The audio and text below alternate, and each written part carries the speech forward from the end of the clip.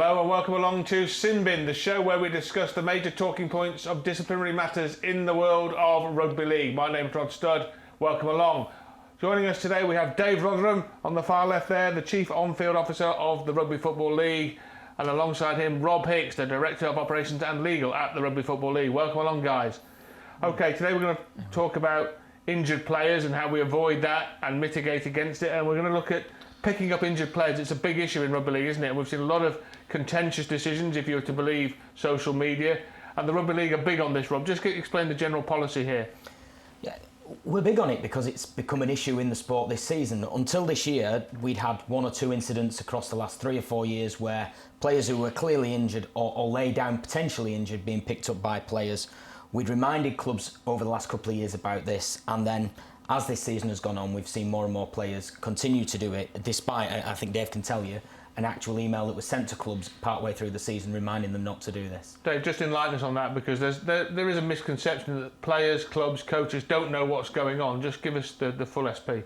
Yeah, I think over the past few years, Rod, that we've seen these incidents, and we do remind periodically the clubs and the players about, please do not lay your hands on a stricken player on the field, because you just don't know what's wrong there.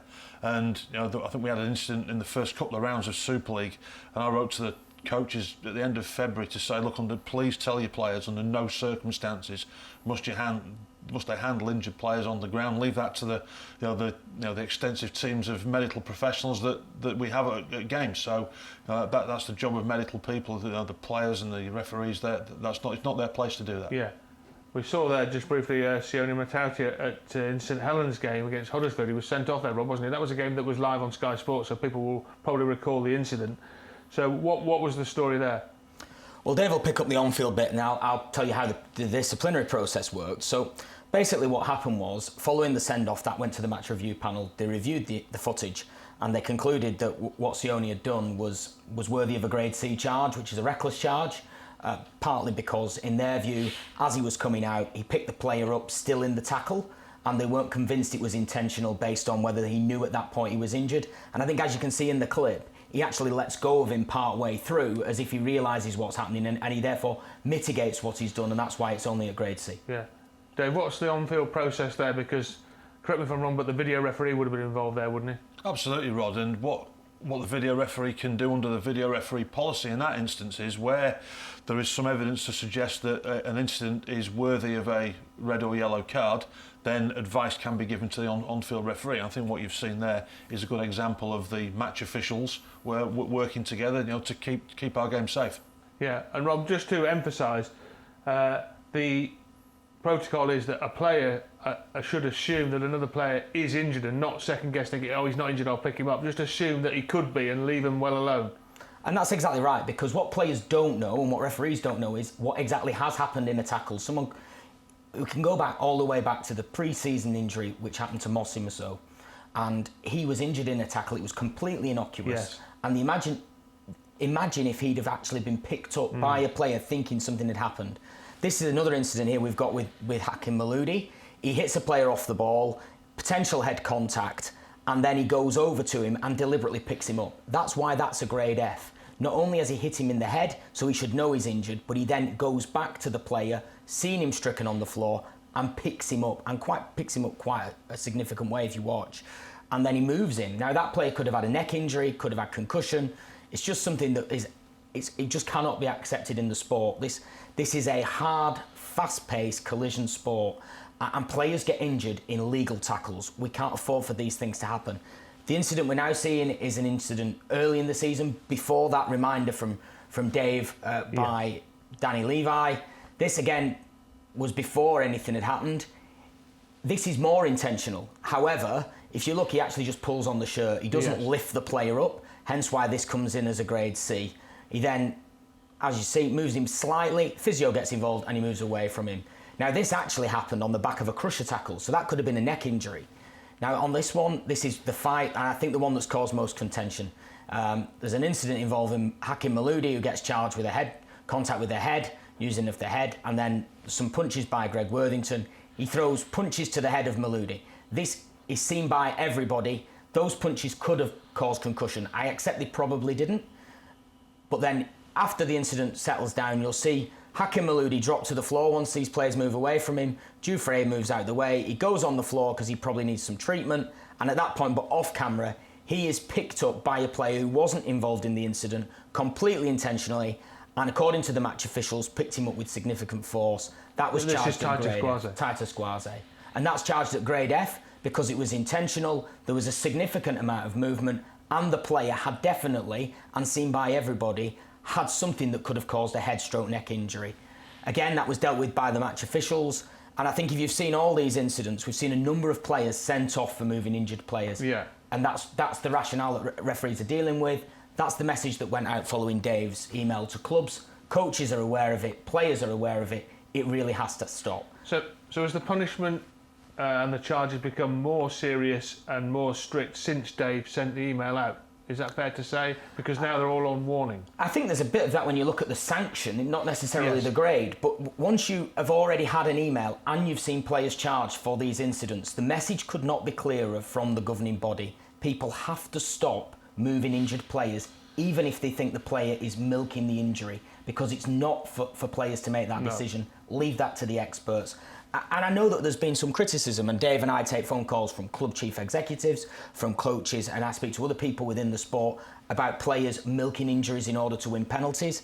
We had that incident a few years ago. We managed to get rid of it because the players and the coaches and the referees all worked together to stop it. And my advice to the players and the coaches would be, you need to call out the players in your own clubs, and you need to stop doing that, because actually you're not helping the look of the sport, and it's about time that players, if they're injured, stay down and receive the treatment they need and stop trying to milk extra penalties and extra sanctions against opposition players. It's not a good look for the sport, and it needs to stop. On a less serious in terms of physical injury note, I think you might have been alluding to it there, Rob, there was a problem, wasn't there, with people running from dummy half into players that were offside. And the league very quickly said, well, it's not a good look. We will penalise the guy trying to milk a penalty, not the player who might have been offside trying to get back into the defensive line. And that stamped that out, didn't it? It did. And in that particular case, it was more a case of when players get left on the floor in a tackle, dummy halves were passing the ball into a marker who was on the floor. And I remember the coaches meeting vividly when Steve Ganson we sat at the coaches meeting. He said, look, this has got to stop, and he showed them many clips to the coaches. Almost overnight that stopped, because we had that good discussion, healthy debate with coaches, and it wasn't a great look for the game. I remember.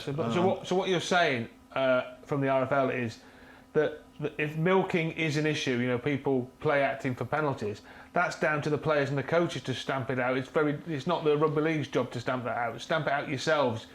Stop doing it. I would say it's easier for the coaches and the players to stamp it out from within their own communities, because they have the respect of their senior leadership teams. Their coaches know who are doing it. They can stop it much more easily than the referees can. Referees can't assume somebody's milking something, because I've gone back to my point of earlier, we don't know what may have happened in a tackle.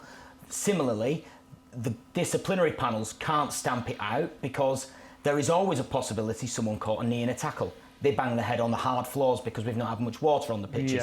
All these kinds of things. But players know what players are doing. They should be able to resolve this themselves. They are as an important stakeholder here as anybody else, as are the coaches. And it's within their gift to help the centre and deliver something that stops that happening and puts the sport back talking about rugby league rather than that player lay down there or this happened there. Just finally on this, Rob, there's a discussion about why are there different sanctions or different lengths of bans for these incidents. How are they differentiated? We've talked to a few of them, haven't we? Matautia, Maludi, Levi and Guaze, and the sanctions were not all the same in those incidents. So how do they differentiate, and how is it different? What do they look for? Well, I think one of the difficult things we've had this year is we've seen a spate of players being picked up. And one of the criticisms that came was that there isn't an actual sanction within the sentencing guidelines for picking up an injured player. The reason that is the case, the sentencing guidelines, should I say, are set at the start of the season. Until this season, we hadn't seen a spate of players being picked up. Is that something we need to probably look at for next year? Absolutely. As part of our review of the operational rules and the disciplinary process that we're undertaking at the minute, that will be something we look at. It just goes in the broad, other contrary behaviour. Other contrary behaviour. However, there are there are plenty of clips now for you to look at to decide where things are, and you come back to that point. Was the movement careless, as in did he not know the player was injured when he moved him? Was it reckless, as in he may have had an idea he did it and then moved him? Yeah. And then was it intentional? And if it was somebody going back into something or moving towards a player and doing it. And I think the two incidents we've seen with Levi and Guaze were both intentional, but then the second part to that is how significant was the moving of the player? And I think you saw with Levi, he hardly moved him, he literally lifted his shirt, whereas with Guaze, he actually picked him up off the floor.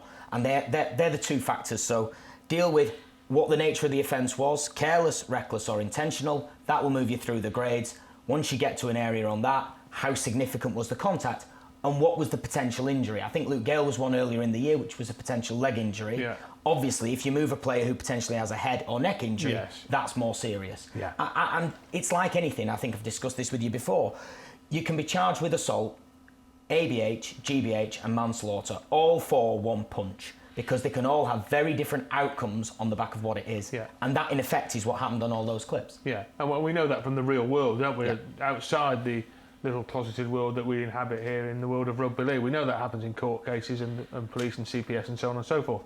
Right, okay, that's great. Thanks for clearing that up, Rob.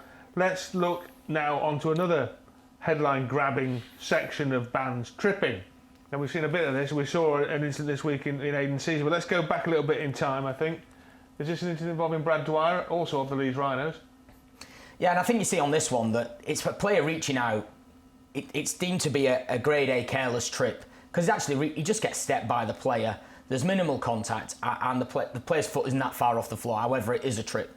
And I think that's why that is at a grade A. So if you look, he's reaching out, he overstretches with his foot, he almost gets his hand on the player at the same time as the foot, but doesn't, and therefore this player rightly goes to the sin bin. If you watch here, they misses him with the hand, the foot catches him, I think, around the shin, and then steps down onto the foot. It trips the player over, so he does get sin bin rightly because it's picked up on the field, but he also ends up with a grade A careless tripping charge. Yeah.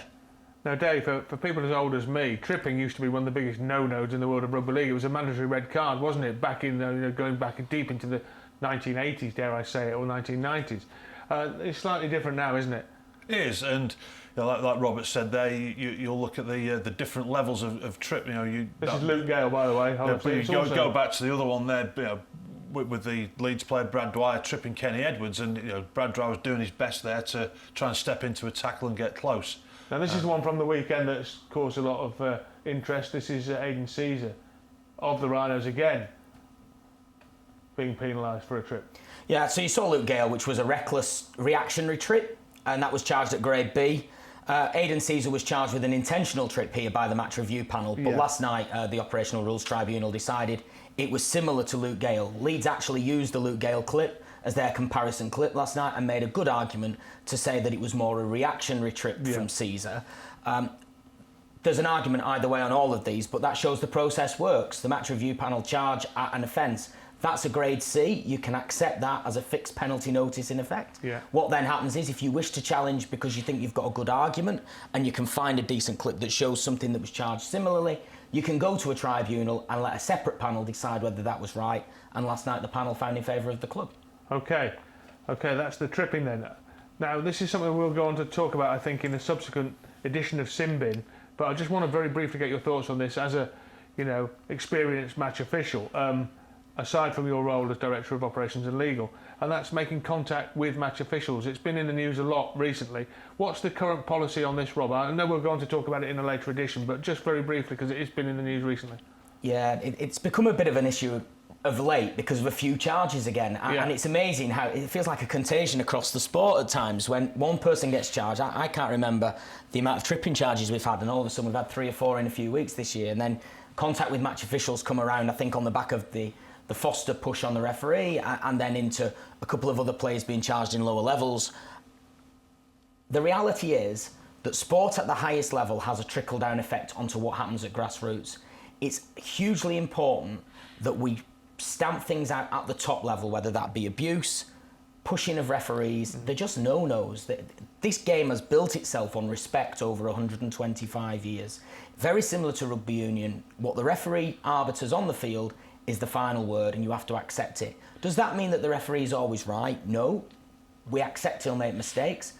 Even you, Rob. Absolutely, made plenty of those. Trust me, Rod. We know that. But what we can't afford to have at the highest level is things happening that then become magnified lower down the leagues. And we saw that in football years ago when the referee at Manchester United nearly ended up in the Sir Alex Ferguson stand, and the massive effect that then had on community grassroots football referee recruitment and retention. And our sport at the minute is fighting a significant campaign on Enjoy the Game. We're about to obtain a number of ref cams for the community game where we're going to put those on young referees to keep them safe, make them feel like their welfare is being looked after, because if we can recruit a large number of referees at the bottom, hopefully we can improve the standard across the whole game and bring more referees through, and the game needs more referees. Right, and these policies will be reviewed all the time, won't they? I mean, because again, a bit like the picking up injured players, there needs to be a differentiation between, me really coming and pushing you and, Man United pursuing Andy D'Urso around Old Trafford and accidentally bumping into you, doesn't there? Yeah, absolutely. So it's something that's going to be reviewed. Okay, great. I'm sure we'll revisit that on a subsequent Sin Bin episode. But for now, I think we've cleared up a few points about picking up injured players and tripping. And for that, thanks to Dave Rotheram, Chief On-Field Officer of the RFL, and to Rob Hicks, as always, Director of Operations and Legal at the RFL. So that's it for this edition of Sin Bin. Thanks for joining us. I hope you enjoyed the show. We'll be back in due course. Keep your eye on the Rugby League social media channels for the next episode and when it's due and when it's coming up and when it will be posted online. But for now, from me, Rod Studd, goodbye and thanks for watching.